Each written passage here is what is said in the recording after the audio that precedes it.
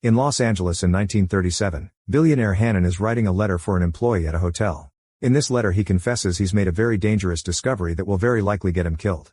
When he's done, he goes to the ballroom and gives the letter to bartender Ashton, saying someone called Douglas will come to pick it up later.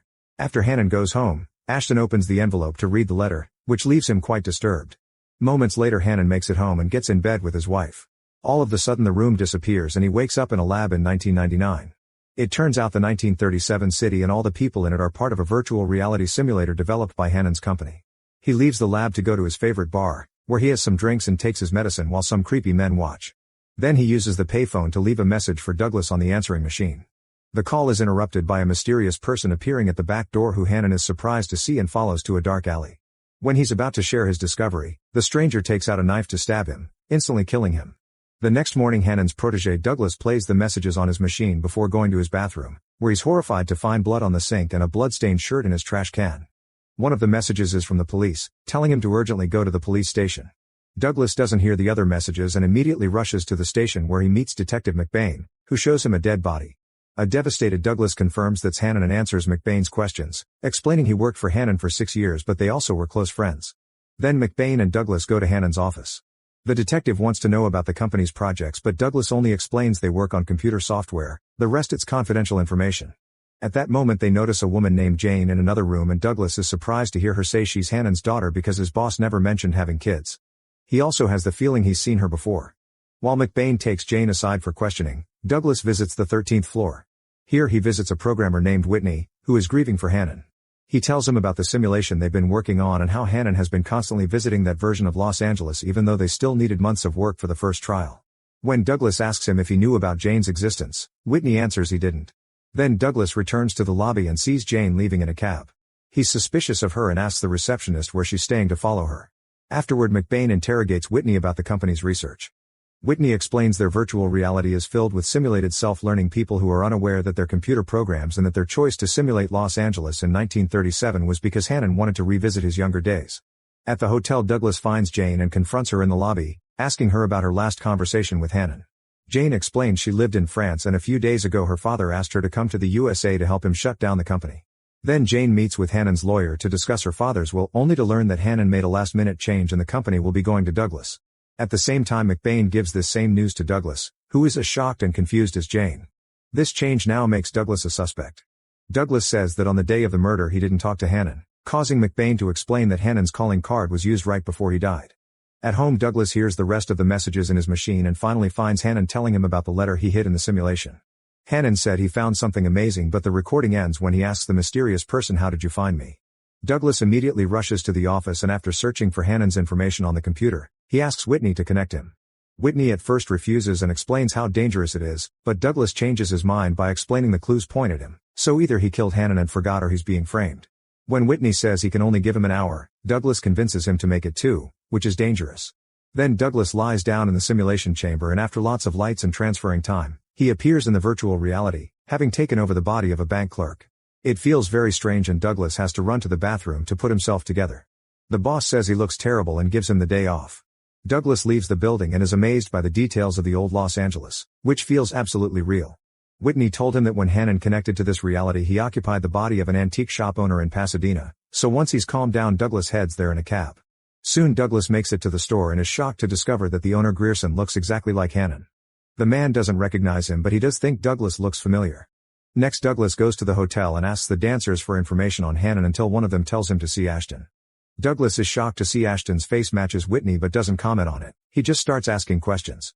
Ashton explains Hannon is a regular client and he always goes for young girls, which also surprises Douglas. When he asks about the letter, Ashton pretends he doesn't know what he's talking about. Suddenly Douglas starts feeling ill because his time is about to run out, so he runs to the bathroom as his body starts having a seizure. In just a second Douglas wakes up in the lab still feeling sick while in the simulation. Ashton notices that the body that Douglas used doesn't know where he is or how he got there. In the lab, Whitney helps Douglas calm down and scolds him for choosing 2 hours, however his mood improves when Douglas tells him how good and real the virtual reality is. Unfortunately he gets upset again when he hears that Hannon has been using this virtual reality to get it done with girls. The conversation is interrupted when a guard announces someone is asking for Douglas in the lobby. Douglas goes down and meets Tom, who explains he saw Hannon in the bar the other night. He also asks to speak privately, so Douglas takes him to the parking lot. After asking for money, Tom begins beating Douglas up while accusing him of taking Hannon. Douglas defends himself and hits back, smashing Tom's head into a car window. Tom calls Douglas crazy and part of America's Most Wanted before running away. Sometime later Douglas calls Jane and invites her to dinner. He tells her about the message that Hannon left him, yet he can't remember if he saw or talked to Hannon on the day of his death. Jane advises Douglas to tell everything to the police and stay away from the simulation, which may be causing the memory problems. Douglas thinks he met Jane before but she refuses to talk about her past. She asks Douglas to dance and finally admits she thinks she knows him too. After explaining that déjà vu may be a sign of love at first sight, Jane and Douglas share a kiss. That night the cops come to Douglas' apartment to arrest him as the main suspect in Hannon's case. At the station McBain explains that Douglas' car has been found in the security footage of the bar where the murder happened. The detective's theory says that Douglas killed Hannon to stop him from shutting down the company. Tom has also told the police that he saw Douglas leaving the bar with Hannon, but a few hours ago the cops found Tom dead. Douglas spends the night in jail but in the morning, Jane bails him out by presenting an alibi in his favor. Determined to find the truth, Douglas goes to the lab and logs into the simulation, setting the timer for 2 hours again. However, he fails to press a button and the time doesn't start. The computer tries to warn him but Douglas is already in the chamber. When he appears in the virtual reality, Douglas is in the middle of a dance competition. He immediately abandons his partner and returns to the antique shop, hitting the window with a rock to make Grierson come out. At first Grierson doesn't want to see him, but Douglas explains he can tell him why he sometimes loses time and wakes up with no idea of where he is. Grierson admits that after waking up, he sees flashes of another man's life and his wife has smelled the girls on his clothes. He also mentions he's found something strange under his bed. He takes out a briefcase containing a very fancy suit, saying he never bought it and doesn't remember wearing it but still fits him perfectly. Douglas realizes Hannon kept the suit here to wear it whenever he logged in. Afterward Douglas takes Grierson to the hotel, where the staff calls him Hannon. When they enter the ballroom, Grierson concentrates as hard as he can to look for any traces of Hannon's memories. Seeing the girls helps and he remembers that Hannon gave a letter to a man. When Grierson points at the bartender, Ashton notices and quickly sneaks out of the room. Douglas follows him into the locker room, where Ashton surprises him from behind with a gun. He admits he read the letter, which made him realize he's just an artificial creation. Ashton followed the instructions in Hannon's letter and drove to Tucson, going to every barricade that tried to stop him. In Tucson he was able to see the edge of the world, which made him understand this reality is fake. He wants to know why Hannon and Douglas mess with people's minds and asks Douglas to show him what is truly real. Laughing like a maniac, Ashton shoots Douglas in the shoulder and the leg. When he gets ready to shoot him in the head, Douglas punches him and runs away. A chase ensues as Ashton continues to fire randomly and Douglas wonders why the simulation hasn't ended yet. Ashton follows a trail of blood into the swimming pool and Douglas catches him by surprise to start beating him up. He takes Ashton's gun and puts it in his mouth while asking where's the letter, so Ashton hands it to him. However, it's bait to grab him again and start smashing Douglas against a column. Both men fall in the water and Ashton beats Douglas up some more before trying to drown him. When Douglas is about to stop breathing, Whitney pulls him out of the simulation. Seeing that face causes Douglas to punch his friend before realizing he's home. Afterward Douglas tells Whitney that all the people in the simulation are as real as they are, with their own lives and feelings. He thinks they shouldn't be messing with their heads and that his project was a mistake. Whitney tries to convince him they just programmed it that way, but Douglas storms off. At the hotel Douglas finds McBain waiting for him to tell him Jane has disappeared. After doing lots of research, McBain has confirmed that Hannon didn't have any kids and that there's no woman with Jane's name in the USA or France. Getting worried, Douglas finds the taxi driver who picked up Jane a few days ago and pays him in exchange for information. It turns out Jade took the cab to go to a neighborhood nearby, so Douglas visits the town and asks around until he discovers that the body Jane uses is a cashier at the grocery store. When Douglas walks in she doesn't recognize him but she does admit he looks familiar. With Ashton's story still in his head, Douglas follows the route described in the letter and goes through a few barriers before finding the edge of the world. He's shocked to discover a wall of code and wireframe, which means his reality in 1999 is as fake as the 1937 one. It also means he's not real either. Meanwhile McBain finds the cashier who looks like Jane, but she doesn't recognize him. When McBain makes his officer check her records, he learns that her friends notice she's been going out all night and sleeping all day. At that moment Jane enters that body and sees McBain outside, so she hides and calls Douglas to ask him to meet him at Hannon's office. Moments later Jane is telling Douglas the whole truth. There are thousands of virtual worlds, but this one is the only one that ever created a simulation inside the simulation. Jane didn't kill Hannon, she was sent after his death to pretend to be his daughter and inherit the company. She was supposed to shut it down, but he tricked them by changing his will.